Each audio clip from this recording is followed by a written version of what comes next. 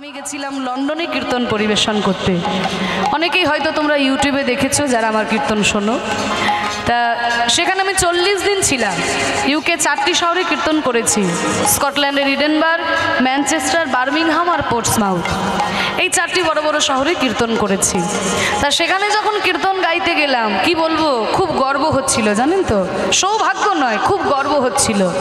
কারণ যারা আমাদের দেশকে 200 বছর শাসন করেছে তাদের দেশে গিয়ে মহাপ্রভুর কীর্তন প্রচার করছি, এর থেকে বড় গর্বের আর কি হতে পারে, তাই না? যেটা অবাক হলাম যে বাঙালি যারা রয়েছে, ভারতীয় যারা রয়েছে, তারা তো হরিনাম করছে, কিন্তু জানো তো ওই দেশের কত সাদা মানুষ, তারাও কিন্তু তিলক সেবা করে, গলায় তুলসীর মালা পরে, হ্যাঁ, ধুতি আর চাদর গলায় দিয়ে, গায়ে নামাবলি দিয়ে, তারা আবার প্রসাদ ভোজি। ভাবতে পারছেন, লন্ডনের মতো জায়গায় থেকে তারা প্রসাদ ভোজি। তা তারা হরিনামে এমনভাবে পাগলের মতো ধুলাই লুটিয়ে গড়াগড়ি দিচ্ছে।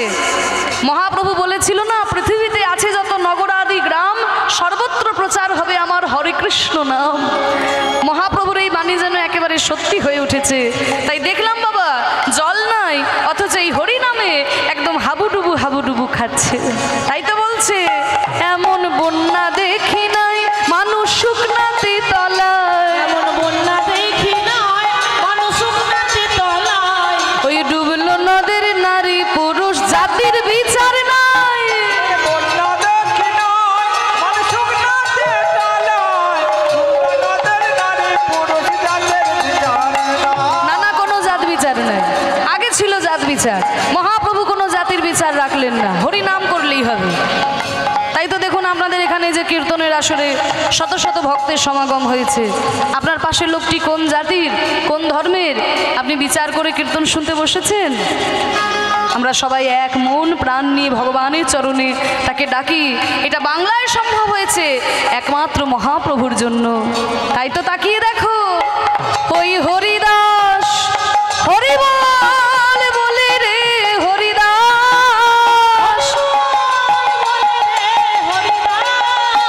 ওই হরিদাস সে কাজের ছেলে, সেও বুঝি ডুবে গেল,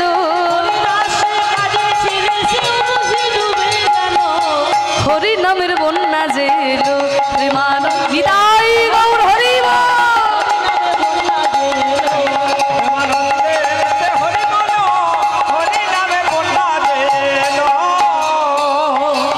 কি গো মায়েরা, তাহলে তোমরা একটু হরিনামের বন্যায় একটু ডুবতে চাও? এমনি বন্যায় তো ডুবে গেছো বলেছো, এখানে তো হাঁক হাঁটু জল হয়েছিল, তা আজকে আর একটু ডুববে নাকি? ঘাড় নাড়ালে হবে না, একটা কাজ করতে হবে। ঠান্ডার মধ্যে কষ্ট হবে কিন্তু, বলবো একটু চাদর থেকে হাতগুলো বের করো। চাদর মুড়ি দিয়ে সব বসে আছে, একটু চাদর থেকে হাতগুলো বের করে দুটো হাত ওপর দিকে তোলো। ও পিছন দিকের মায়েরা, ওই পিছনে প্যান্ডেলে বসে আছো, তোলো তোলো, আমি সবাইকে দেখতে পাচ্ছি। যে হাত না তুলবে আমি কিন্তু আঙুল দেখে দাঁড় করিয়ে দেবো। যার হাত নাই তার তোলা দো। ওই যে পিছন দিকে বাবারা, মায়েরা, তুলুন ওপর দিকে হাত, তুলুন, নামাবেন না, তুলুন তুলুন। এবার একটু করতালি, বাহ, একবার হরি বলে বলে তোমরা নামো সেই জলে, হরি বল বলে তোমরা নামো সেই জলে, হরি বলে বলে তোমরা নামো সেই জলে, ডুবলো যে জন পেল রতন সন্তোষ তাই বলে, হরি বল বলে।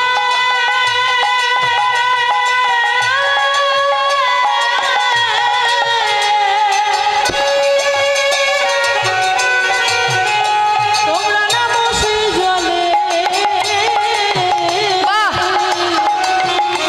ওই ডুবলো যে জন পেল রতন সন্তোষ তাই বলে, একবার হরি বলে বলে তোমরা নামো সেই জলে, ডুবলো যে জন পেল রতন সন্তোষ তাই বলে, হরি বলে বলে তোমরা নামো সেই জলে, ডুবলো যে জন পেল রতন সন্তোষ তাই বলে।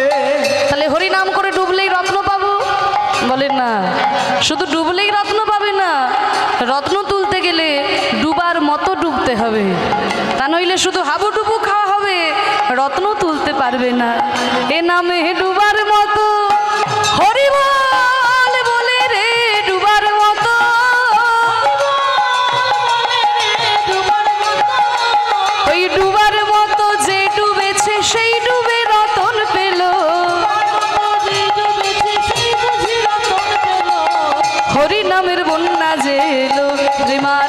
হরি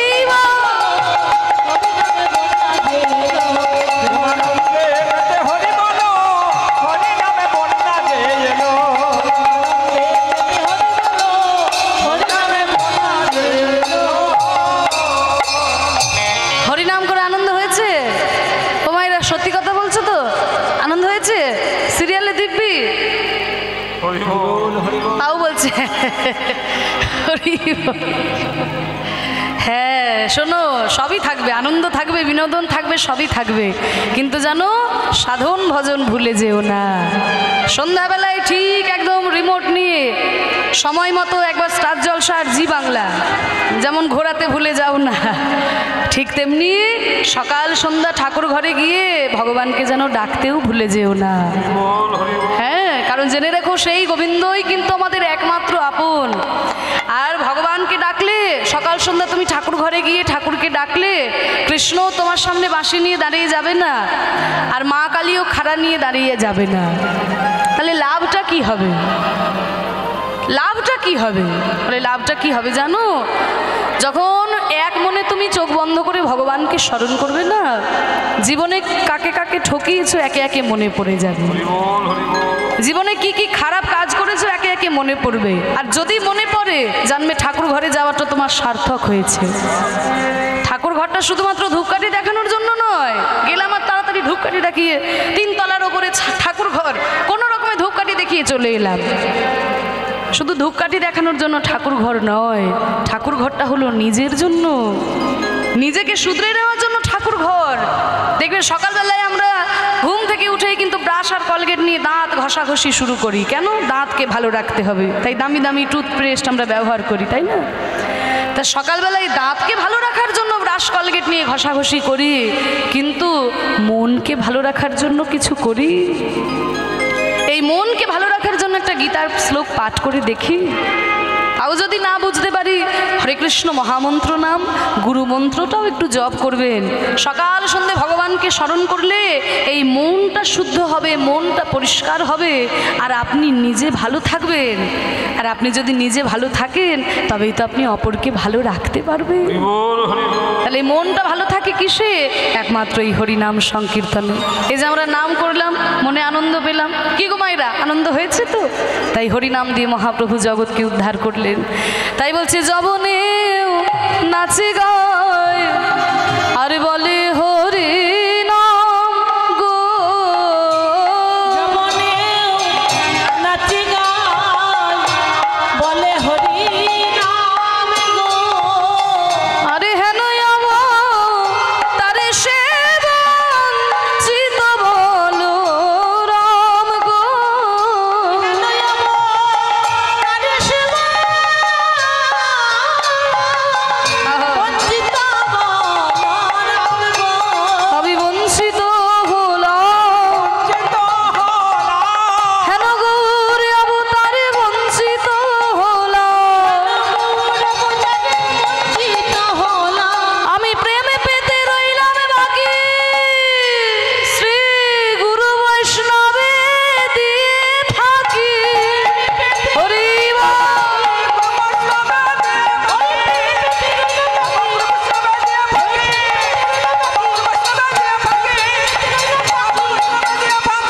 বঞ্চিত হলাম, বঞ্চিত বলো রাম গো, হেন অবতারে বঞ্চিত বলো রাম রে, এ অবতারে বঞ্চিত বলো রাম রে, অবতার বঞ্চিত বলো রাম রে,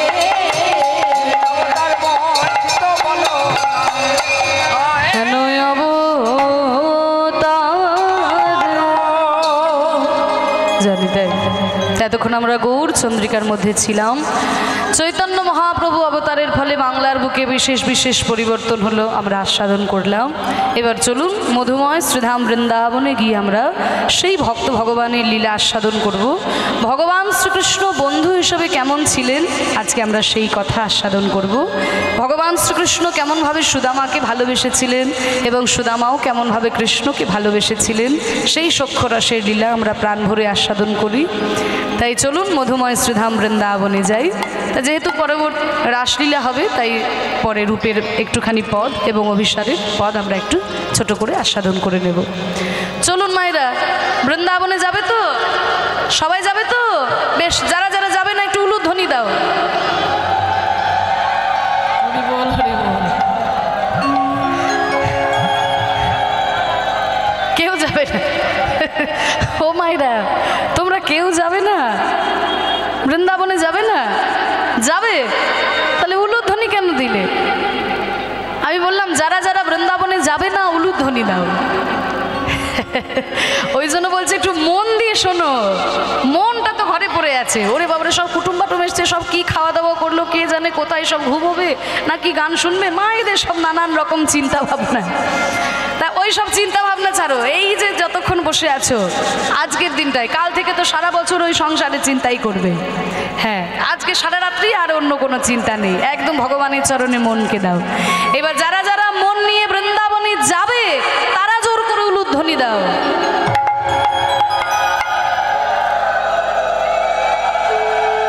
বাহ, খুব সুন্দর হয়েছে। আর দুটি বাহু তুলে প্রেমানন্দে নিতাই গৌর হরি। হাত তুলেছেন বটে, সবাই হাত তুলেছে, কিন্তু খুব একটা জোর হলো না গো। একটু জোর করে, একটু চিৎকার করে, বাড়িতে যারা ঘুমিয়ে গেছে তারা যেন ঘুম ভেঙে যায়। নিতাই গৌর প্রেমানন্দে হরি। বাহ, ভালোই হয়েছে, যদিও ঘুম ভাঙবে না তাও ঠিক হয়েছে। তা চলো বৃন্দাবনে যাই।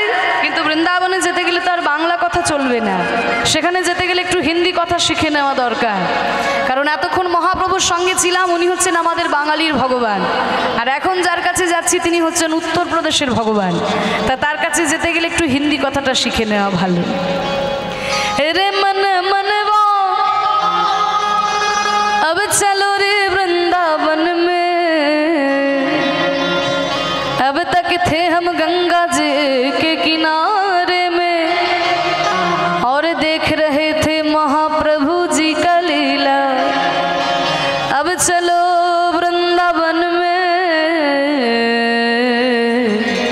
और जाके देखे हमारे भगवान कैसे लीला रचाते हैं। বৃন্দাবনে গিয়ে দেখি ভগবান কেমন লীলা রচনা করেছেন। अब चलो रे मन, हाँ हाँ चलो रे मन, गंगा यमुना तेरे चलो मन। दाई गौर हरि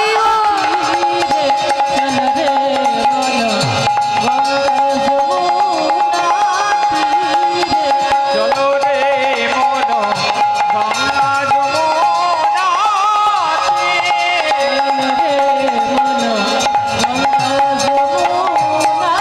चल चल चल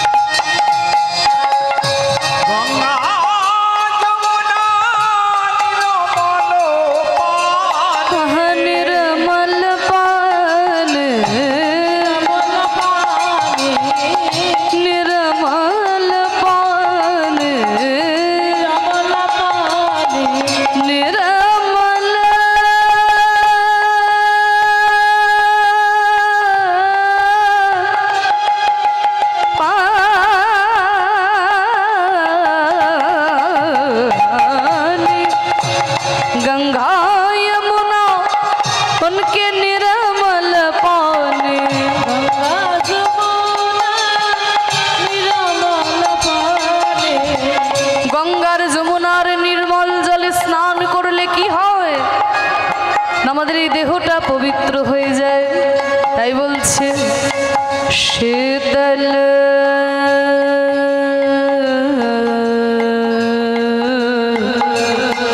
शीतल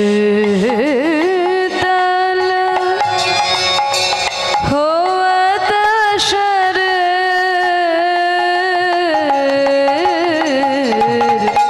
गंगा यमुना तीर चल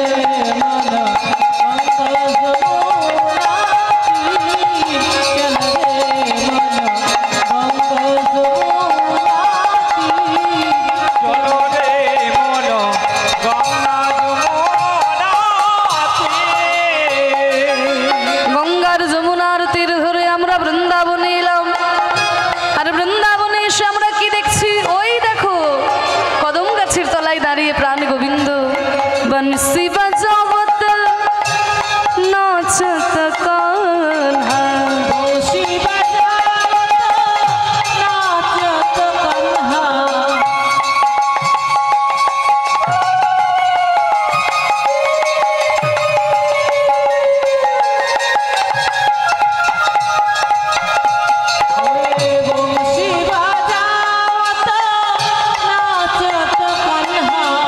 बंसी बजावत नाचत कान्हा,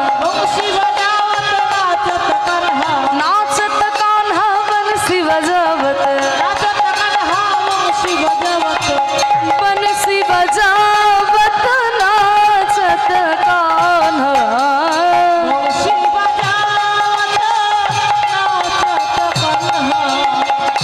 जो भगवान इतने सुंदर बांसुरी बजाते हुए नाच रहे हैं, उनके साथ कौन है देखिए। যেই ভগবান এমন সুন্দর বাঁশি বাজাতে বাজাতে নৃত্য করছেন, তার সঙ্গে কে আছে? দাদা বলরাম। তাই বলছে সঙ্গ লিয়ে বলবীর চলো মন গঙ্গা যমুনা তীরে চলে।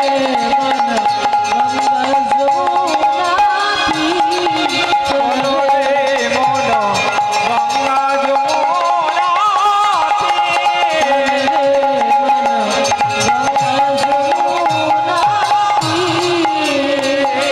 তাহলে বাঁশি বাজাতে বাজাতে নৃত্য করছেন কদম গাছের তলায়।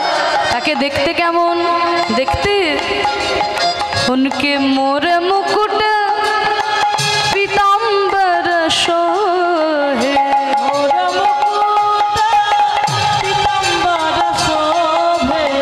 মাথায় রয়েছে ময়ূর পুচ্ছের চূড়া, আর অঙ্গে রয়েছে হলুদ রঙের কাপড়। দেখে মনে হচ্ছে যেন সোনা ঝরে ঝরে পড়ছে। মোর মুকুট और पीताम्बर शोहे,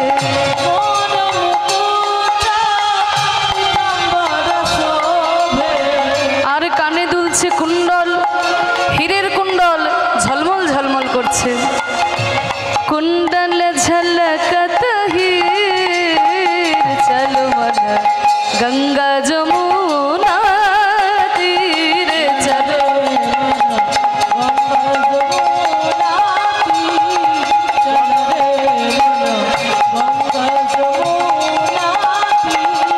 চলো রে মন গঙ্গা যমুনা তা দেখুন এত সুন্দর ভজন, যেন মনে হচ্ছে ভজন শুনতে শুনতেই বৃন্দাবনে চলে এলাম, তাই না? যিনি লিখেছেন এত বড় ভক্ত ছিল মাগো, আমাদের মতো মানুষ হয়ে জন্ম নিয়ে ভগবানকে নিজের স্বামী হিসেবে পেয়েছিলেন। সেই মীরাবাই লিখেছেন এই ভজনটি। মীরা কে প্রভু गिरधर नागर,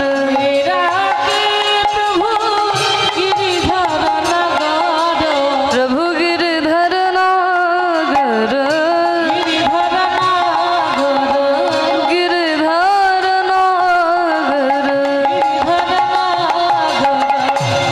मेरा मेरा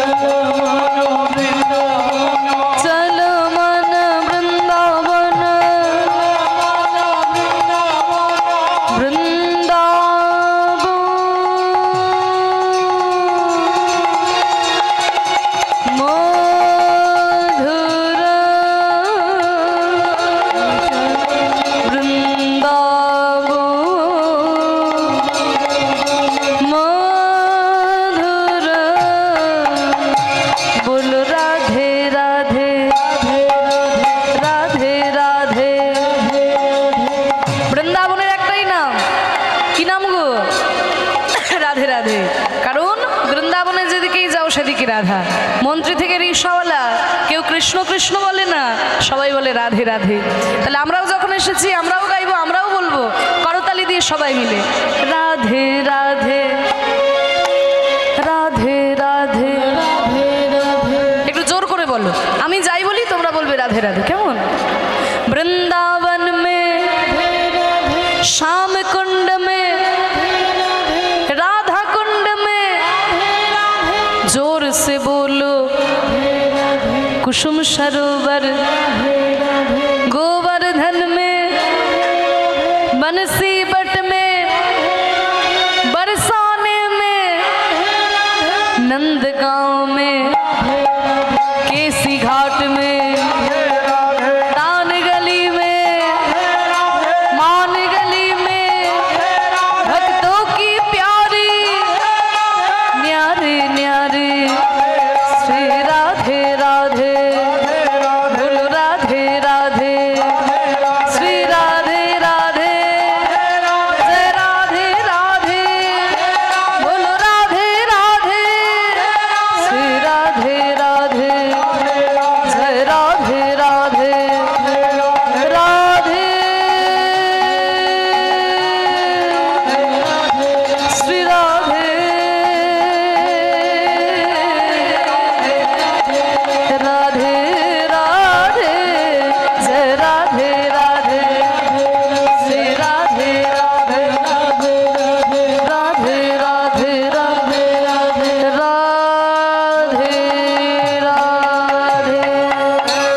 बोलो वृंदावन धाम की, राधा रानी की, श्याम सुंदर की, गोस्वामी वृंद की, अपन अपन गुरु महाराज की, हरिनाम संकीर्तन की, আজকের হরিবাসর কি। মধুময় শ্রীধাম বৃন্দাবনে আমরা এলাম, কিন্তু মনকে নিয়ে যেতে হবে বৃন্দাবন। আর মনটা যদি এই নিহাটাতে পড়ে থাকে তাহলে বৃন্দাবনে দেহ নিয়ে গিয়েও আমাদের কোনো লাভ হবে না। হরি বল। কারণ মনের আমাদের এমন ক্ষমতা আছে যে স্বর্গের মধ্যেও নরক তৈরি করে দিতে পারে, আবার নরকের মধ্যেও স্বর্গ তৈরি করে দিতে পারে। মনের আমাদের এমন ক্ষমতা আছে। আমি যখন ইংরাজি অনার্স পড়েছিলাম, আমাদের বর্ধমান ইউনিভার্সিটির সিলেবাসে জন মিল্টনের প্যারাডাইস লস্ট বলে একটা এপিক মহাকাব্য ছিল। যখন অনার্স করেছিলাম, আপনাদের আশীর্বাদ মাথায় নিয়ে সেই ছোট্টবেলা থেকে, সেই 5 বছর বয়স থেকে আমি কীর্তন পরিবেশন করছি। আমার প্রথম কীর্তন শিক্ষা, এই যে আমার বাবা কিবোর্ড বাজাচ্ছেন, কীর্তনিয়া গদাধর দাস, উনি আমাকে সেই ছোট্টবেলায় 5 বছর বয়সে কোলে করে আসরে তুলেছিলেন। পরবর্তীকালে কীর্তন সম্রাট শ্রী সুমন ভট্টাচার্য মহাশয়, তিনি কৃপা করেছেন এবং কীর্তনের মূল ঘরানার গান তিনি কৃপা করে শিখিয়েছেন। সেই সঙ্গে আপনাদের আশীর্বাদে আমি বর্ধমান ইউনিভার্সিটি থেকে ইংরাজি MA করেছি, BEd করেছি। তারপরে এই কলকাতা রবীন্দ্র ভারতী বিশ্ববিদ্যালয় থেকে এই কীর্তন বিষয় নিয়ে আমি আরেকটা MA কমপ্লিট করলাম। আপনারা আশীর্বাদ করবেন যেন হরিনামের সঙ্গে সঙ্গে শিক্ষাও চালিয়ে যেতে পারি। তা যে কথাটা বলছিলাম, আমি যখন অনার্স করেছিলাম, মোটামুটি ইংরাজি অনার্স করলে মিল্টনের প্যারাডাইস লস্ট এটা পড়তেই হয়। তা সেখানে জন মিল্টন বলছেন, mind in its own place in itself can make a heaven of hell, a hell of heaven. Mind in its own place মানে মন তার নিজের জায়গায়, ইন ইটসেলফ তার নিজের মধ্যে, can make a heaven of hell মানে নরকের মধ্যেও স্বর্গ তৈরি করে নিতে পারে, আ হেল অফ হেভেন আবার স্বর্গের মধ্যেও নরক তৈরি করে নিতে পারে। মন যদি আপনার শুদ্ধ হয়, আপনি যদি নরকেও বসে থাকেন সেখানেই স্বর্গের অনুভূতি পাবেন। কিন্তু মনই যদি অপবিত্র হয়ে যায়, আপনি যদি স্বর্গেই বসে থাকেন সেখানেই মনের মধ্যে নরক তৈরি হয়ে যায়। মধুময় শ্রীধাম বৃন্দাবন, বৃন্দাবন সখী ভুব বিতনোতি কীর্তন यद देवकी सुत पदाम्बुज लब्ध लक्ष्मी गोविंद वेणुमन मत्त मयूर नृत्यम प्रेक्षाति शान्य परतान्य समस्त सत्यम। মধুময় শ্রীধাম বৃন্দাবন। ভগবান শ্রীকৃষ্ণের প্রিয় সখা সুদাম সখা, আদর করে তাকে বলে সুদামা। শ্রীদাম সুদাম দাম্ব সুদাম, এই যে সুদাম, সুদামকে আদর করে বলে সুদামা। তা এই সুদামার বাবার নাম হচ্ছে মটুক মহারাজ আর মায়ের নাম হলো রচনা দেবী। তা পৌরাণিক মত আর গোস্বামীগণের মতের একটু পার্থক্য আছে।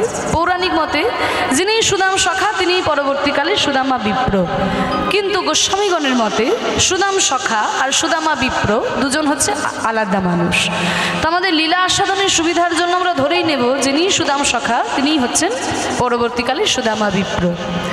তা এই সুদামার মায়ের নাম রচনা দেবী, বাবার নাম মটুক মহারাজ। প্রত্যেক দিন সকালবেলায় সুন্দর করে যখন রচনা দেবী সাজিয়ে দেয় সুদামাকে, সাজিয়ে দিয়ে বলে, ওরে সুদামা তুই যেমন আমার ছেলে তেমনি কৃষ্ণও যে আমার ছেলেরই মতো, তাই গোচারণে গিয়ে যেন এমন কোনো খেলা খেলিস না বাবা যাতে আমার কৃষ্ণের তানে কোনো ব্যথা হয়।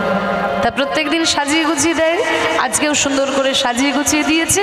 আর যখন গোচারণে এসে খেলা খেলছে, কিরে তোরা সবাই আমার সঙ্গে খেলবি তো? এই সুদাম সুদাম তোরা সবাই খেলবি? সবাই খেলবো। আজ আমরা রাম কানাই সনে খেলবো রে, আমরা রাম কানাই সনে খেলবো রে, খেলা খেলবো রে, খেলা খেলবো রে, খেলা খেলা খেলবো রে, খেলা খেলবো রে, আজ আমরা রাম কানাই সনে খেলবো রে, আমরা দূর বনে যাব না খেলবো রে, আমাদের মা মানা করেছে, হরি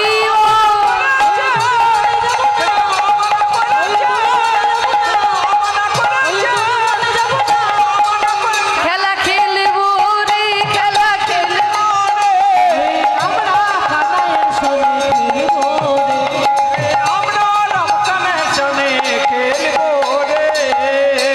দাঁড়া দাঁড়া, খেলা তো হবে কানাই, কিন্তু আজকে গোচারণে কি খেলা হবে?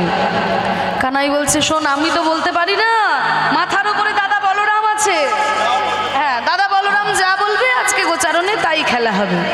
ও দাদা বলরাম, আজ আমাদের গোচারণে কি খেলা হবে গো?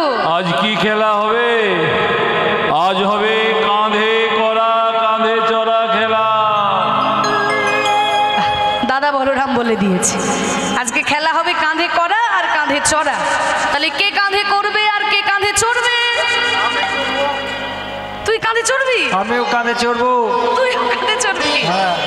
আমিও চলবো, তুইও চড়বি? দাদা বলরাম সবাই চলবো আমরা। সবাই বলছে কাঁধে চড়বো কাঁধে চড়বো। এবার কাঁধে চড়ার দলে যদি কেউ নাম লেখাতে পারে, কেউ কি আর কাঁধে করার দলে নাম লেখাবে? কেন শুধু শুধু কষ্ট করতে যাবে? সবাই বলছে কাঁধে চড়বো। এই শোন, তোরা সবাই যদি বলিস কাঁধে চড়বো, তাহলে কাঁধে করবে কে? ওইভাবে বললে হবে না, সাঁতুরি পাততে হবে, সাঁতুরি, বুঝলি? আমরা কতজন আছি? 24। 24 জন সখা আর কৃষ্ণ বলরাম, মানে মোট 26 জন, তাই তো? কৃষ্ণের সখা কিন্তু বৃন্দাবনে 24 জন, তাদের মধ্যে 12 জন প্রধান আর 12 জন উপপ্রধান। প্রধান সখা যারা আছে, কারা কারা আছে দেখা যাক কজনের নাম করা যায়। শ্রীদাম সুদাম দাম বসুদাম সুবল মহাবল সুবাহু বহুবাহু স্তক কৃষ্ণ অর্জুন লবঙ্গ আর মধুমঙ্গল। হয়েছে 12টা? মায়েরা গুনেছো? বলে মা গো শুনতে বলছো, বসে বসে শুনছি। হ্যাঁ, গুনতে বললে তবে তো গুনবো। এইবার বলছি ভালো করে গুনো, ভালো করে গুনে নাও, দেখো 12টা হলো না কটা হলো। শ্রীদাম সুদাম দাম বসুদাম সুবল মহাবল সুবাহু বহুবাহু স্তক কৃষ্ণ অর্জুন লবঙ্গ মধুমঙ্গল। হয়েছে 12টা?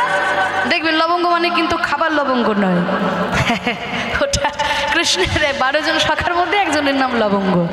তা 12 জন প্রধান সখা আর 12 জন উপপ্রধান। তাদের মধ্যে কারা আছে? হলায়ুধ, বরুথপ, গন্ধর্ব, কিঙ্কিনী, অংশুমান, ভদ্রসেন, বিলাসী, বসন্ত, উজ্জ্বল, কলবিঙ্ক, কোকিল, পুণ্ডরী। 12 আর 12 যোগ করলে 24। তা এই 24 জন সখা নিয়ে গোবিন্দ খেলেন। তা 24 জন সখা আর কৃষ্ণ বলরাম মানে মোট 26 জন। যা তাড়াতাড়ি জঙ্গল থেকে 26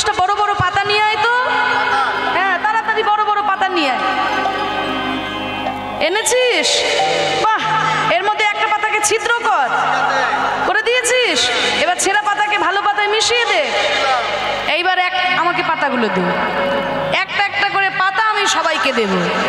যার কপালে ওই ছেঁড়া পাতাটা পড়বে সে হবে চোর, আর আমাদের সবাইকে কাঁধে করে নিয়ে যমুনার তীর পর্যন্ত যাবে। ঠিক আছে? তোরা কিন্তু কেউ পাতা বাছাবাছি করবি না, যার কপালে যেটা পড়বে সে কিন্তু সেটা। এনে শ্রীরাম পাতা ধর।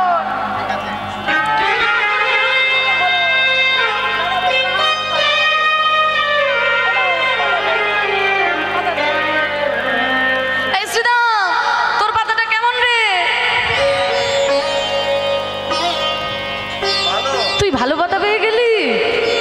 এই সুদাম, তোর পাতাটা কেমন? এই সুবল, দেখি দেখি। আমার পাতা ভালো। হ্যাঁ, আমারও ভালো। সবাই ভালো পাতা পেলি? তাহলে তোরা সবাই যদি ভালো পাতা পেলি, তাহলে ছেঁড়া পাতাটা কে পেলো? কানাই, হ্যাঁ, তোর পাতাটা দেখে। আমার পাতাটা দেখবি? হ্যাঁ, কৃষ্ণ সবার পাতার খোঁজ নিয়ে বেড়াচ্ছে, নিজের পাতার খোঁজ নেই। তা দেখবেন, যে সবার ভালো করে তার কিন্তু নিজের ভালো হয় না, যে সবার ভালো করে তার নিজের ভালো হয় না। এই তোরা আমার পাতা দেখবি? আরে আমি কি আর ছেঁড়া পাতা পেতে পারি? আমিও ভালো পাতা পেয়েছি, এই দেখ আমিও ভালো। এ কানাই পাতা ছেঁড়া, কানাই চোর। আমার কপালেই ছেঁড়া পাতা পড়েছে। এ তো আমার কপালেই ছেঁড়া পাতা। এই চুপ, চোর বলবি না, চোর বলবি না বলে দিলাম। চোরকে চোর বলেছি তা গায়ে ফসকা পড়ে গেছে। চোরের মায়ে আবার বড় গলা। বলছি চোরের মায়ের বড় গলা। হ্যাঁ, দিন রাত তুই বৃন্দাবনের ঘর থেকে ননি মাখন চুরি করে খাচ্ছিস, আর তোকে চোর বলেছি তো তোর গায়ে ফসকা পড়েছে?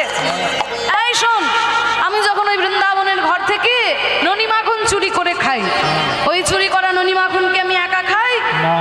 তোরা সবাই ভাগ করে খাস। তাহলে চুরি করা ননি মাখন যে খাবে সে চোর হলে তোরা সবাই চোর। মানে কানাই, অত কথায় কাজ নেই, তুই ছেঁড়া পাতা পেয়েছিস, এবার কাঁধে কর। বলে ঠিক আছে ঠিক আছে। এই সুদামা, নে নে আমার কাঁধের উপরে ওঠ। সুদামা রে লইয়া কাঁধে ছুটিতে লাগিল উলুধ্বনি।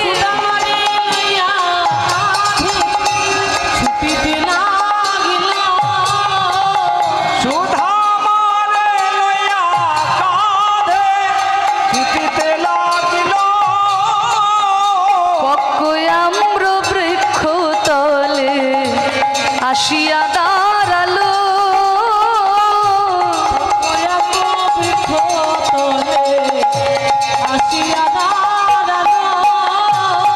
এখানে। হয় দাঁড়া দাঁড়া দাঁড়া ভাই, অত জোরে ছুটিস না ভাই, পড়ে যাবো পড়ে যাবো।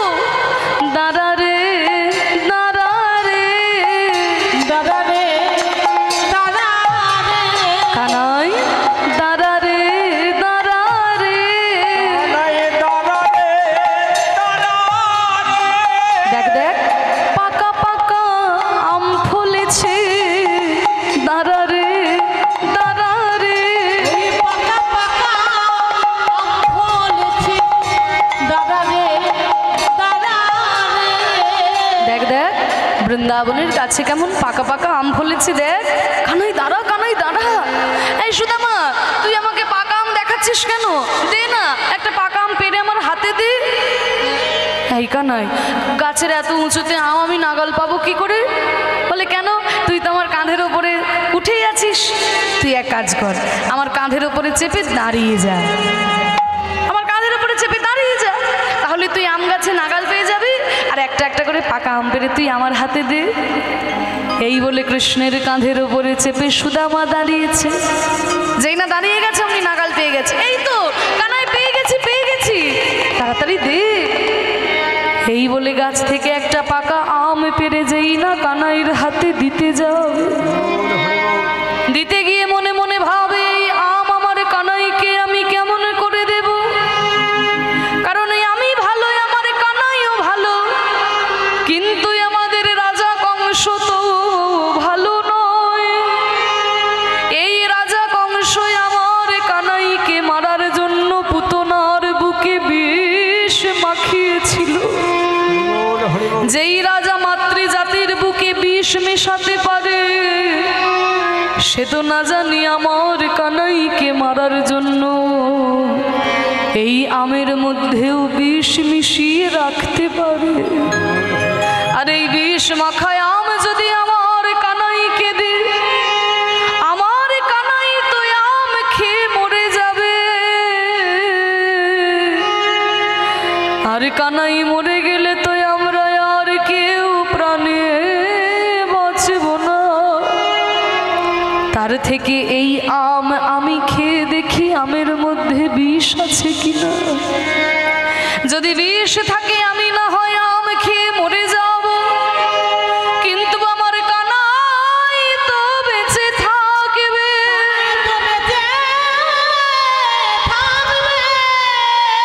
কানাই বেঁচে থাকলে কত বড় বড় কাজ করবে। কানাই গিরি গোবর্ধন ধারণ করে বৃন্দাবনকে রক্ষা করেছে। কানাই কালিও নাগকে দমন করে বৃন্দাবনকে রক্ষা করেছে। আমি মরে গেলে ক্ষতি নয়, আমার কানাই যেন বেঁচে থাকে। কত বড় ভক্ত! যে আমের মধ্যে যদি বিষ থাকে, বিষ মাখা আম খেয়ে কানাই মরে যাবে। আর কানাই মরে গেলে তো আমরা কেউ প্রাণে বাঁচবো না। তার থেকে আমি খেয়ে দেখি আমের মধ্যে বিষ আছে কিনা। যদি বিষ থাকে আমি না হয় মরে যাব, কিন্তু আমার কানাই তো বেঁচে থাকবে। এই বলে আমটা নিয়ে যেই একবার কামড় দিয়েছে, আহা কত সুস্বাদু আম! তা না হলে কি কৃষ্ণ সেবাই লাগে? এবার আমটাতে কামড় দিয়ে যখন দেখলো যে কই না, আমি তো আম খেয়ে মরলাম না, তাহলে নিশ্চয়ই আমের মধ্যে বিষ নাই। আবার যখন আমটা দিতে গেছে, আবার মনে মনে ভাবলো আচ্ছা আচ্ছা হয়তো হয়তো যেদিকটাই আমি কামড় দিলাম এদিকটাই বিষ নাই, আমটার উল্টো দিকে তো বিষ থাকতে পারে। এই বলে আমটা উল্টো দিকে ঘুরিয়ে আরেকবার কামড় দিয়েছে। চারিদিকে জিহ্বা দিয়ে লেহন করেছে। চারিদিকে জিহ্বা দিয়ে লেহন করার পর যখন দেখলো যে না, আমি তো আম খেয়ে মরলাম না, তাহলে নিশ্চয়ই আমের মধ্যে বিষ নাই। এইবার ওই এঁঠো আমটা কানাইয়ের হাতে দিয়ে বলে, ওরে কানাই, ওরে কানাই রে, আমি আম খেয়ে দেখলাম, জিহ্বা দিয়ে লেহন করে দেখলাম এই আমের মধ্যে বিষ নাই। নে ভাই, এইবার এই আমটা তুই খা। তবে দেখিস ভাই, ভালো লাগছে বলে যেন তুই পুরো আমটাকেই খেয়ে নিস না রে। ওই আমের একটু আঁটি অংশ যেন আমার জন্য রাখিস। কেন জানিস? তোরে ঠো বড় বড় মিঠো লাগে, ওরে ভাই রে কানাই, কানাই তোরে ঠো বড় আহা মিঠো লাগে, ভাই রে কানাই। তোর এঠো আম খেতে বড় ভালো লাগে কানাই, আমরা খাইতে বড় সুখ পাই, ওরে তাইতে তোর এঠো খাই। খাইতে বড় সুখ পাই, তাইতে তো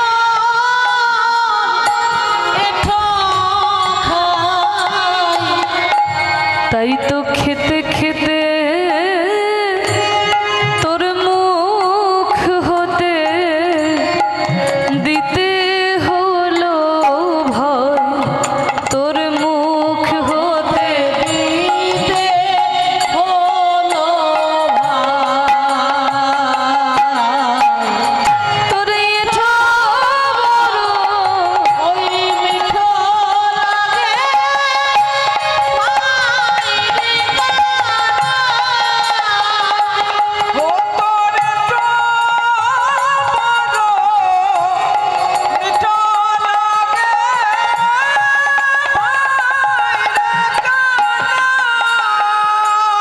কানাই বলছে, এই সুদামা, তোর আম খেতে ইচ্ছা হচ্ছে, তুই গাছ থেকে পেরে খা না। আমাকে যেটা দিয়েছিস এটা নিয়ে কেন টানাটানি? আমার এঠো বলে তোর বেশি ভালো লাগছে? আরে কানাই, তোর এঁঠো বলেই যে আমার বেশি ভালো লাগছে। দেখবেন মায়েরা, বাড়িতে যদি কোনো কারোর পেয়ারা গাছ থাকে, আপনাদের আর পেয়ারার কথা বেশি বলতে হবে না, বারুইপুরের বিখ্যাত পেয়ারা আমরা এখন কত দাম দিয়ে কিনে কিনে খাচ্ছি, তাই না? তোমাদের এখানে পেয়ারা বাগানে ছড়াছড়ি। তা গাছ পাকা পেয়ারা এমনিতেই তো মিষ্টি হয়, কিন্তু দেখবে যে পেয়ারাটাতে আগে থেকে পাখিতে একটু ঠোকর দিয়ে যায়, সেই পেয়ারাটা কিন্তু সব থেকে বেশি মিষ্টি হয়। বলে ওরে কানাই রে, বৃন্দাবনের গাছের আম এমনিতেই মিষ্টি, কিন্তু যে আমটা একবার তোর বদনে উঠেছে কানাই, যেন 100 গুণ বেশি মিষ্টি হয়ে যায়। আমার মনে হয় তোর এই ঠোঁটের মধ্যে কিছু একটা জাদু আছে ভাই, যে আম তোর বদনে উঠলে 100 গুণ বেশি মিষ্টি হয়ে যায়। ওরা ধরো মাঝে আমি না জানি কি সুধা আছে,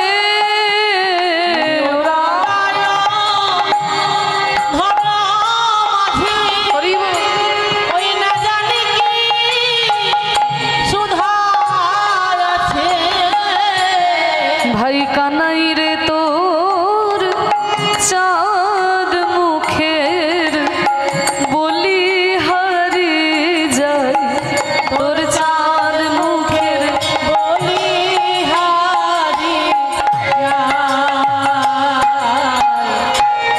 এঠো মিঠো লাগে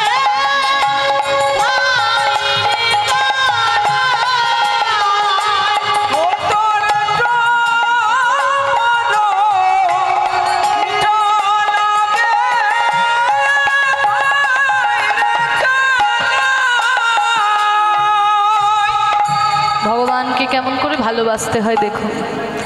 আমরা তো আর ভগবানকে ভালোবাসতে পারি না, আমরা ভগবানকে ভালোবাসি হাজারটা জিনিস চেয়ে, তারপরে ভগবানকে ডাকি, তাই না মা? ঠাকুরের কাছে এসে 10 টাকার বাতাসা দিয়ে বলি, ঠাকুর এই আমি তোমাকে বাতাসা দিলাম, আমার ওই 1 তলা বাড়িটা যেন তাড়াতাড়ি 2 তলা হয়ে যায়, আমার মেয়ের বিয়েটা যেন হয়ে যায়, ঠাকুর আমার ছেলের চাকরিটা যেন এই বছর হয়ে যায়, এই আমি তোমাকে বাতাসা দিলাম। আচ্ছা সত্যি করে বলো তো মা, ভগবান কি তোমার বাতাসার জন্য বসে আছে? তুমি দেবে তারপরে ভগবান পাবে, কিন্তু তবুও ভগবান আমাদের কাছে চায় কেন? আস্বাদন করার জন্য। দেখবেন যদি কোনো বাবা দূর দেশে যায়, ঘরে আসার সময় কিন্তু ছেলেদের জন্য একটু মিষ্টি আনে, তাই না? তো একজন বাবা বিদেশে গেছেন, ঘরে আসার সময় ছেলেদের জন্য 1 ভাঁড় মিষ্টি এনেছে। মিষ্টিটাকে এনে গিন্নির হাতে তুলে দিয়েছে, ছেলেদের মায়ের হাতে তুলে দিয়েছে। মা করেছে কিনা 4টি ছেলে একটা একটা করে মিষ্টি 4টি ছেলেকে দিয়েছেন। আর ছেলেদেরকে দেওয়ার পরে ছেলেরা যখন মিষ্টিগুলো খায়, তখন বাবা হাত পেতে চায়, ওরে ওরে আমাকে একটু দিবি না, আমাকে একটু দে। আচ্ছা সত্যি করে বলুন তো, বাবা কি খাবার জন্য চায়? বাবার পকেটে তো অনেক টাকা ছিল, মিষ্টি দোকানে বসে একটা কেন 100টা মিষ্টি খেতে পারত, কিন্তু ছেলের হাতে তুলে দিলাম, তার থেকে ছেলে যদি আমাকে একটু খুঁটে দেয়, বাবার কত আনন্দ হয়। তাহলে ওই 4টা ছেলের মধ্যে একটা ছেলে করে কিনা বাবাকে একটু নখে করে খুঁটে দেয়, এই দেখো বাবা তোমায় দিলাম, আর ওইটুকু মিষ্টি খেয়ে বাবার আনন্দে প্রাণটা ভরে যায়, আহা ওই মিষ্টির এত স্বাদ আমার আগে তো জানা ছিল না। আবার কোনো ছেলে করে কি না, মিষ্টিটাকে অর্ধেক অর্ধেক করে ভেঙে বাবাকে দেয়, বাবা তুমি খাও। আবার কোনো ছেলে গোটা মিষ্টিটাই বাবার মুখে গুঁজে দেয়, বাবা তুমি খাও, আরো অনেক মিষ্টি আছে আমি পরে খাবো, বাবা তুমি খাও। আবার কোনো ছেলে করে কি, ওই মিষ্টিটাকে মাটিতে ছুঁড়ে ফেলে দেয়, তবু বাবাকে দিতে মন হয় না। যিনি আমাদের বিশ্ব ব্রহ্মাণ্ডের মালিক, আমাদের সকল কিছু দান করে আজকে কলিযুগে হাত তুলে দাঁড়িয়ে আছেন, গো কলিজীব আমি যে তোমাদের এত কিছু দিলাম, তোমরা আমাকে কিছু দেবে না। আমি যে তোমাদের সর্বস্ব দান করে ভিখারি হলাম, তোমরা আমাকে কিছু দেবে না। আমরা ভগবানকে দিতে পারি না, ভগবানের কাছে এসে দাও দাও মন প্রাণ দিয়ে তাকে ভালোবাসতে পারি না। সব কিছুই ভগবানকে দিতে পারি, কিন্তু ভগবান তার আমাদের কাছে টাকা পয়সা ধন সম্পত্তি চাই না, যে তার কিসের অভাব, যিনি ত্রিভুবনের মালিক। কিন্তু ভগবান হচ্ছে ভক্তির কাঙাল, ভগবান ভালোবাসার কাঙাল, প্রেমের কাঙাল, কিন্তু সেই ভক্তিটুকুই আমরা ভগবানকে দিতে পারি না। মনটা আমাদের ভগবানকে কেমন করে দেব? মনটা তো সংসারে দিয়ে বসে আছি, তাই না? মনটা তো সংসারে দিয়েছি, ভগবানকে দেব কেমন করে? বলে শোনো মা গো, যাদেরকে তুমি মনটা দিলে, সারা জীবন যাদের জন্য তুমি খেটে মরলে, জেনে রাখো এই সংসারে কিন্তু কেউ কারোর নয়। যতদিন অর্থ উপার্জন করতে পারবেন বাবা, সংসারে সবাই আপনাকে ভালোবাসবে। যতদিন পরিশ্রম করতে পারবে মা, সবাই তোমাকে ভালোবাসবে। কিন্তু যখন জরায় শরীর জরাজীর্ণ হয়ে যাবে, বিছানায় পড়ে থাকবে, কেউ আর ডেকে জিজ্ঞাসাও করবে না মা কেমন আছো, বাবা কেমন আছো। এই তো সংসার। শত শত বছর আগে শঙ্করাচার্য বলেছেন, যাবতৃত্ব তার জনশক্ত তাবন নিজ পরিবার লাগত তদঞ্চ যারা যারা যারা দেহে বার্তাং কোপিনা পৃচ্ছাতি গেহে। যখন জরায় শরীর জরাজীর্ণ হয়ে যায়, কেউ আর খোঁজ খবরও নেয় না। ভেবে দেখ মন, কেউ কারো নয়, মিছে ভ্রম এই ভূমণ্ডলে। ভেবে দেখ মন, কেউ কারো নয়, মিছে ভ্রম ভূমণ্ডলে। ভুলো না দক্ষিণা কালে বদ্ধ হয়ে মায়া জালে। ভুলো না দক্ষিণা কালে বদ্ধ হয়ে মায়া জালে। ভেবে দেখ মন, কেউ কারো নয়।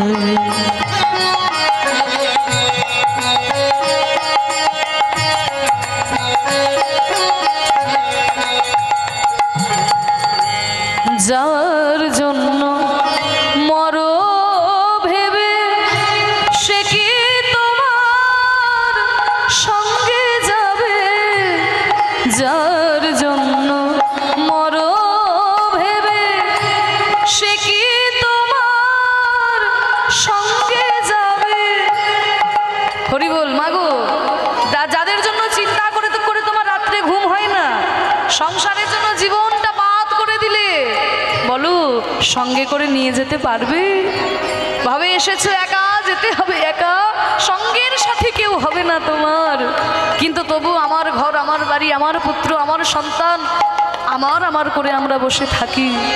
কিন্তু দেখুন কবি রামপ্রসাদ সেন কি সুন্দর বলেছেন, যার জন্য মরো ভেবে, সে কি তোমার সঙ্গে যাবে?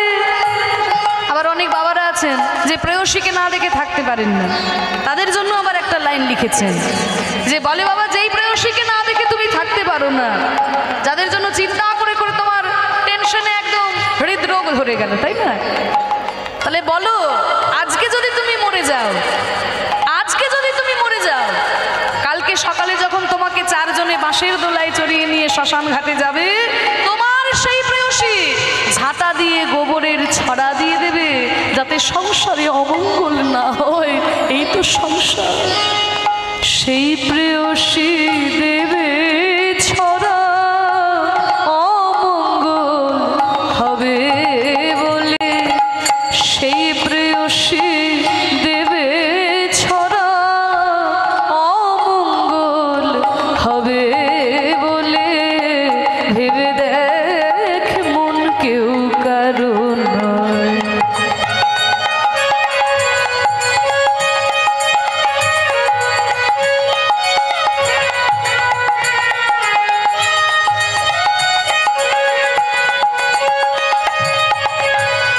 দিন দুই তিনের জন্য ভাবে কর্তা বলে সবাই ডাকে।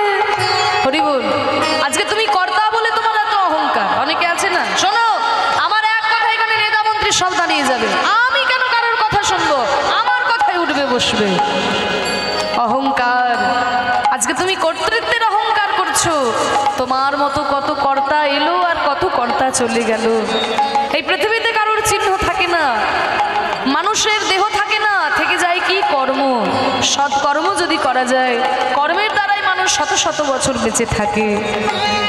দিন দুই দিনের জন্য হবে কর্তা বলে সবাই ডাকে, সেই কর্তারে দেবে ফেলে কালা কালের কর্তা এলে, সেই কর্তারে দেবে ফেলে কালা কালের কর্তা এলে, ভেবে দেখ মন কেউ কারো নয়, মিছে ভ্রম ভূমণ্ডলে, ভুলো না দক্ষিণা কালে বদ্ধ হয়ে মায়া জালে, ভেবে দেখ মন কেউ কারো নয়, মিছে ভ্রম ভূমণ্ডলে, ভেবে দেখ মন, ভেবে দেখ মন,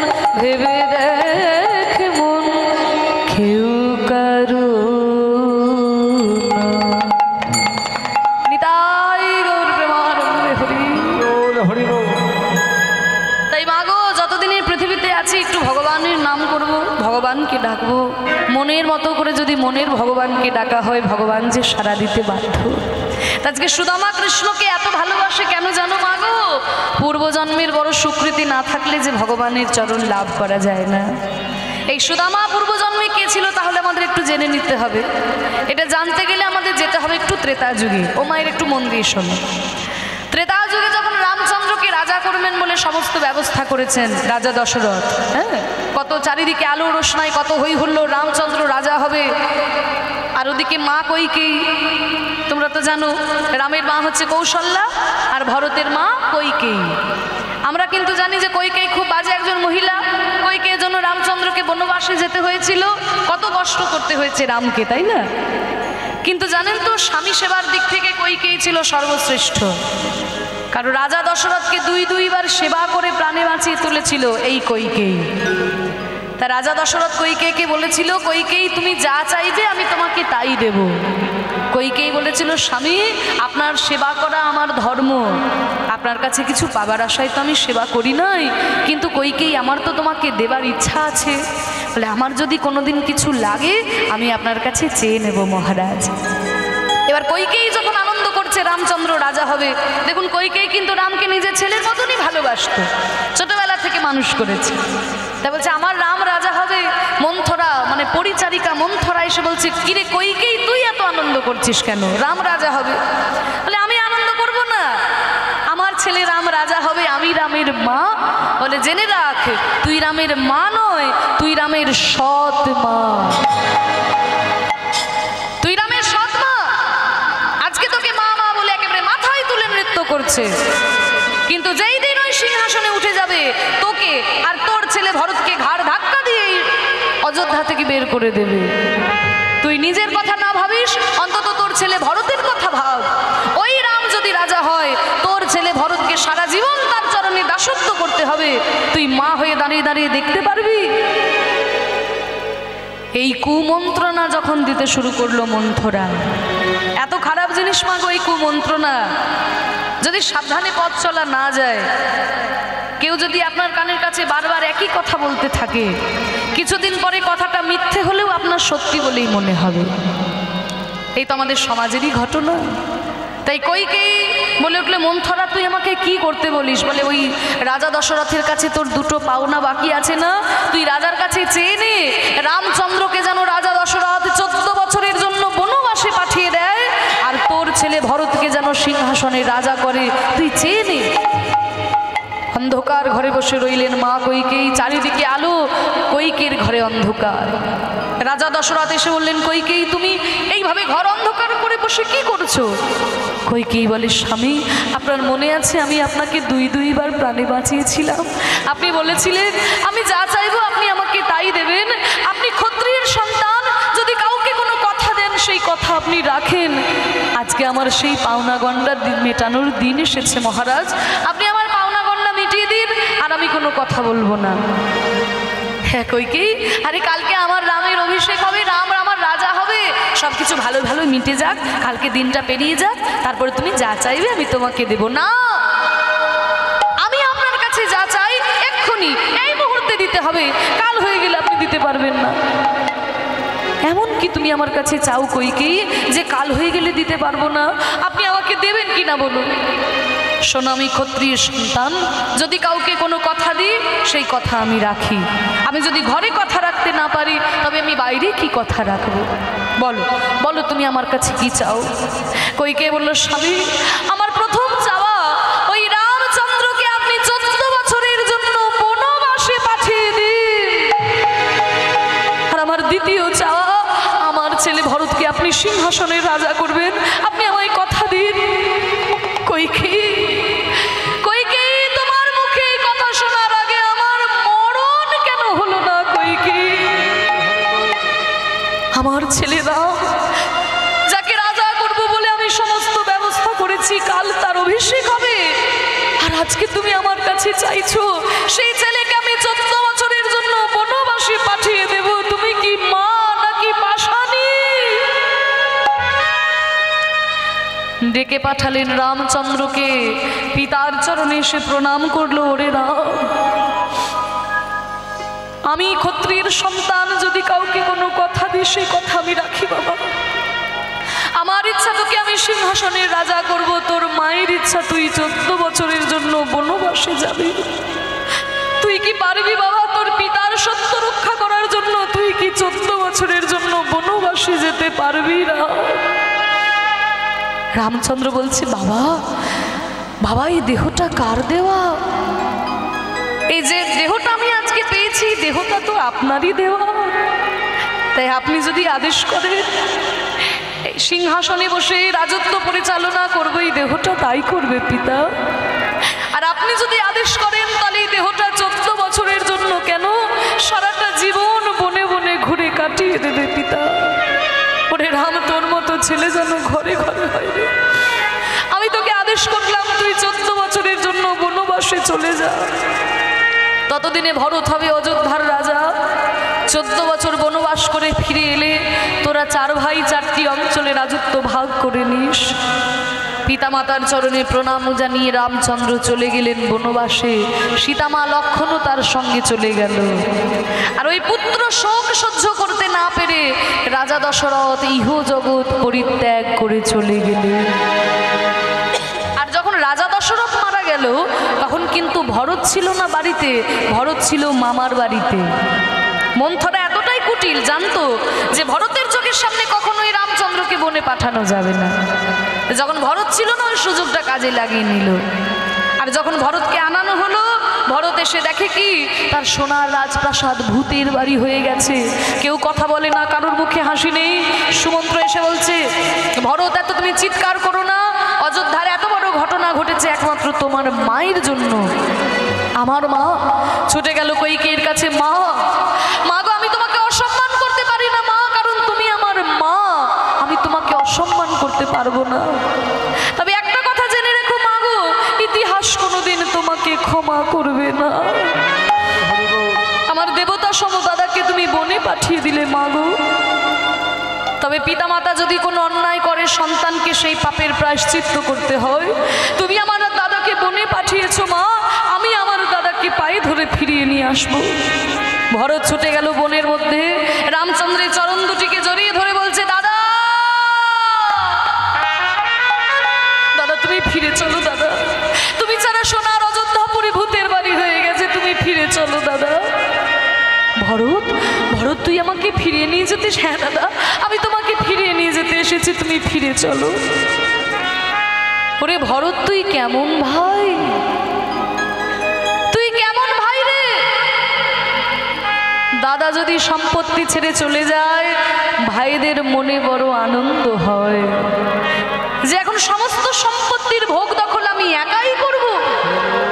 আর তুই কেমন ভাই, আমি সব কিছু ছেড়ে চলে এলাম আর তুই আমাকে ফিরিয়ে নিয়ে যেতে এসেছিস। ভরত, তোর মতো ভাই যেন ঘরে ঘরে হয় রে, তোর মতো ভাই যেন ঘরে ঘরে হয়। দাদা তুমি ফিরে চলো, তুমি ছাড়া সোনার অযোধ্যাপুরী ভূতের বাড়ি হয়ে গেছে, তুমি ফিরে চলো দাদা। ভরত, আমি তো ফিরে যেতে পারবো না। কেন দাদা? ওরে আমার জীবনে বাবা আগে নাকি ভাই আগে? আপনারাই বলুন, যে কারোর জীবনে বাবা আগে নাকি ভাই আগে? আমরা বাবার জন্য ভাইকে পেলাম না ভাইয়ের জন্য বাবাকে পেলাম? বাবার জন্যই তো ভাইকে পেয়েছি। তাহলে বাবা আমাকে আদেশ করেছে 14 বছর বনবাসে থাকতে, তুই আমাকে অনুরোধ করছিস তোর সঙ্গে ফিরে যেতে। তাহলে বল, আমার কাছে বাবার আদেশ আগে নাকি ভাইয়ের অনুরোধ আগে? বাবার আদেশ আমার কাছে সবার আগে। তাই বাবার আদেশ পালন করার জন্য আমি 14 বছর বনবাসে থাকবো, কিন্তু তোর অনুরোধ আমি ফেলে দেব না ভাই। যেই দিন 14 বছর পূর্ণ হবে সেই দিন আমি ফিরে যাব, কিন্তু 14 বছরের একদিনও আগে নয়। দাদা দাদা কোনোভাবেই না ভাই, তুই ফিরে যা। তবে দাদা গো, আমি তোমার জন্য এই পাদুকা দুটো এনেছিলাম, কৃপা করে এই পাদুকা দুটোতে তুমি চরণ দাও। তোমার পাদুকা দুটো মাথায় করে নিয়ে গিয়ে আমি সিংহাসনের উপর রাখবো, আর নিচে কুশের আসন পেতে আমি রাজত্ব করব। দাদা মাথায় করে পাদুকা দুটো নিয়ে গিয়ে সিংহাসনের উপর রাখলেন ভরত, নিচে কুশের আসন পেতে রাজত্ব করলেন। আর ওদিকে তো আপনারা সবাই জানেন, সীতামাকে হরণ করে নিয়ে চলে গেল রাবণ। সেই রাবণকে বধ করে সীতামাকে উদ্ধার করে 14 বছর বনবাস করে যখন রামচন্দ্র ফিরে এলেন অযোধ্যায়, কত আনন্দ! চারিদিকে হই হুল্লোড়, আলোর রোশনাই, যাকে যা পারছে তাকে তাই দান করে দিচ্ছেন। কাউকে মণিমুক্তার হার, কাউকে হীরের আংটি, কাউকে মুক্তোর মালা, সবাইকে সবকিছু দান করতে করতে যাই না ভরতের সামনে এসে দাঁড়ালো। বল ভাই, তুই আমার কাছে কি চাস? তুই যা চাইবি আমি তোকে তাই দেব। সেদিন ভরত কি বলেছিল জানো মা? সেদিন ভরত বলল, দাদা গো, আমি তো তোমার কাছে মণিমুক্তার হার চাই না, আর হীরের আংটি চাই না। আমি তোমার কাছে কি চাই জানো? এই জন্মে আমি যেমন তোমার ভাই হয়ে জন্ম নিয়েছি, আগামী কোনো জন্মে যদি কোনোদিন তোমাতে আমাতে দেখা হয়, কোনো জন্মে কোনোদিন যদি তোমাতে আমাতে দেখা হয়, সেদিন যেন আমাকে আর তোমার ভাই করে জন্ম দিও না, সেদিন আমায় বন্ধু করে তুমি জানো দিও। সেদিন বন্ধু করে জনম দিও। আমি আর কিছু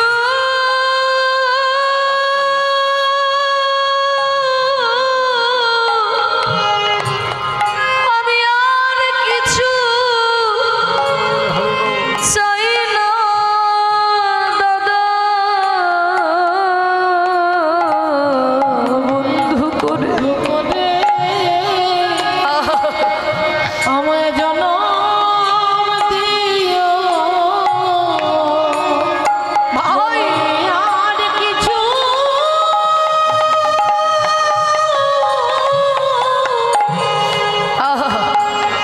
আমি আর কিছু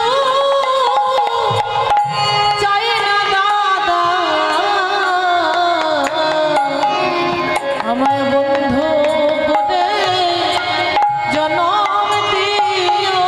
ভাই, এ তুই কেমন চাওয়া তোর ভাই? তুই আমার ভাই, তোর সঙ্গে আমার রক্তের সম্পর্ক। আরে তুই কি চাইছিস আমার কাছে? ভাই না হয়ে বন্ধু হতে চাইছিস? আরে বন্ধুর সঙ্গে কি আর রক্তের সম্পর্ক হয়? বলে, দাদা গো, আমি তোমার বন্ধু হতে চাই। কেন জানো? যেদিনে আমি তোমাকে বনবাসে ফিরিয়ে আনতে গেলাম, তুমি বললে তোমার জীবনে বাবা আগে ভাই পরে, তাই তুমি আমার সঙ্গে ফিরে এলে না দাদা। আর যেহেতু আমি তোমার ভাই, আমি তোমার আদেশ মেনে নিতে বাধ্য হলাম দাদা। কিন্তু সেদিন যদি আমি তোমার বন্ধু হতাম, আমি তোমার কোনো কথা শুনতাম না দাদা। তোমাকে হাতে ধরে টানতে টানতে নিয়ে এসে সিংহাসনে বসিয়ে দিতাম। কারণ বন্ধুর সঙ্গে বন্ধু জোর খাটাতে পারে। সখা শুদ্ধ সখী করে স্কন্ধে আরোহণ। তুমি কোন বড় লোক, তুমি আমি সম, এই সমতাটা বন্ধুত্বে থাকে। কিন্তু দাদা আদেশ করলে ভাই মেনে নিতে বাধ্য, কিন্তু বন্ধুত্বে আদেশ অনুরোধের সম্পর্ক না। বন্ধু বন্ধুর কাঁধে ওঠে, বন্ধু বন্ধুর সঙ্গে মারামারি করে। তাই আর আমি তোমার ভাই হতে চাই না দাদা, এবার আমি তোমার বন্ধু হতে চাই।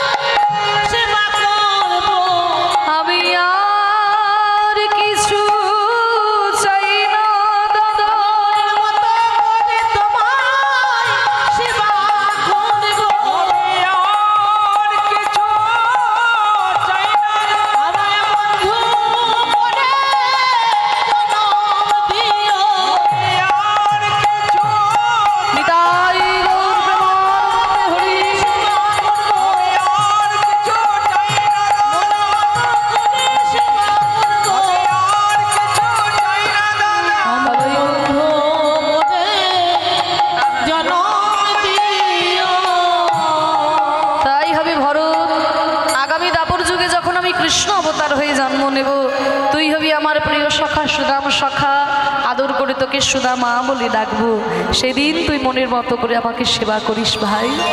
তা সেই ভরত জন্ম নিয়েছে সুদামা হয়ে, তাই তো কৃষ্ণকে এত ভালোবাসে। ছোট্ট ছোট্ট ধেনুবৎস নিয়ে কৃষ্ণের সঙ্গে এত সুন্দর খেলা করা। নটবর নগর নন্দা, সবাই মিলে ঘিরে ধরে কৃষ্ণকে খেলা করছে। ভজরি মন গোবিন্দা, নটবর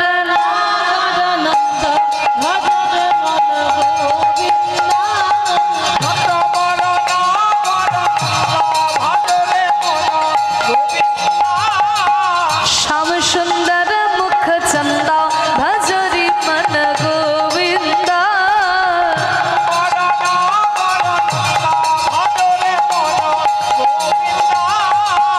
तू ही नटवर तू ही नागर, तू ही नटवर तू ही नागर,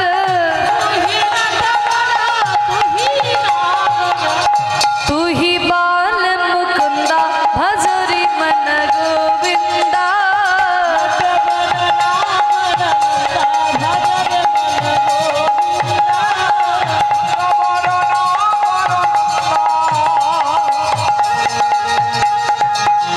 উলুধ্বনি।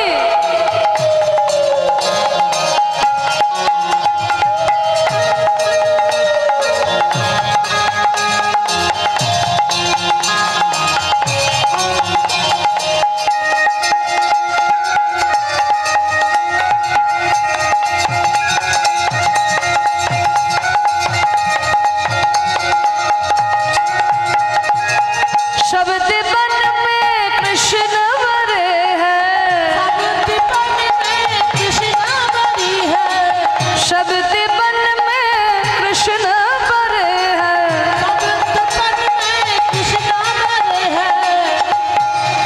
जैसे तारा